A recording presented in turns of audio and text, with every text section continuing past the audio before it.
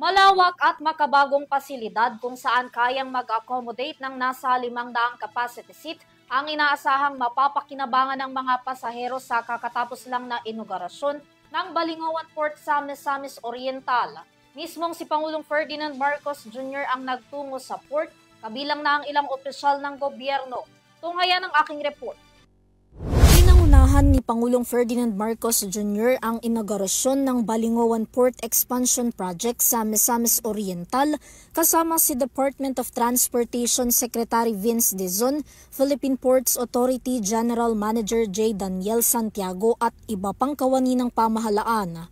Sa pamamagitan ng mas malawak at makabagong mga pasilidad sa Balingawan Port Operation Building na may 2 palapag, mas mapapadali na nito ang pagbiyahe ng mga pasahero mula Misamis Oriental papuntang Camiguin Island at iba pang karatig na lugar.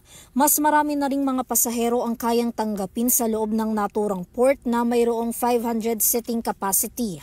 Komportable na rin daw ang mga turista habang nag-aantay, lalo na't moderno ang mga pasilidad dito na mayroong ticketing booth, concessionaire areas, lounges, restrooms at kids playroom na hindi lang titiyak sa kaginhawaan ng mga pasahero kundi sa seguridad na rin ng mga ito. Binigyang diin naman ni Pangulong Marcos na mas gaganda ang lagay ng turismo, kalakalan at ekonomiya sa buong probinsya ng Misamis Oriental sa pagpapalawak ng pantalan. Mayroon na tayong mas malawak na backup area, ro-ro ramp at port operations building. Mga pasilidad na tiyak ay makakapagbigay ng mas maayos na daloy ng tao at ng ating mga produkto.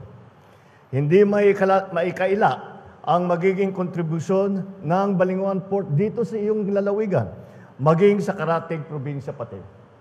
Magbibigay daan ito sa mas mabilis at madaling daloy ng mga produkto at mga tao na siya naman ang magbibigay daan sa pag-uunlad ng kalakalan at turismo sa inyong probinsya at ang mga karatig na lugar at sa buong region. Samantala, bukod sa Balingawan Port Building, mas pinalawak din ng hanggang 10,832 square meters ang Balingawan Ports kung saan mayroon na itong espasyo para sa cargo handling, storage at logistical operations na kayang ilagay ang malaking bilang ng mga kalakal. Pinahusay din ng naturang proyekto ang entrance at exit gate ng pantalan para mas matiyak ang seguridad ng lahat at mabawasan ng traffic flow sa paligid lalo na kung dagsa ang mga sasakyan at pasaherong nasa loob ng port. Para sa EuroTV News, Vanessa Cleofas sumasaludo sa bawat Pilipino.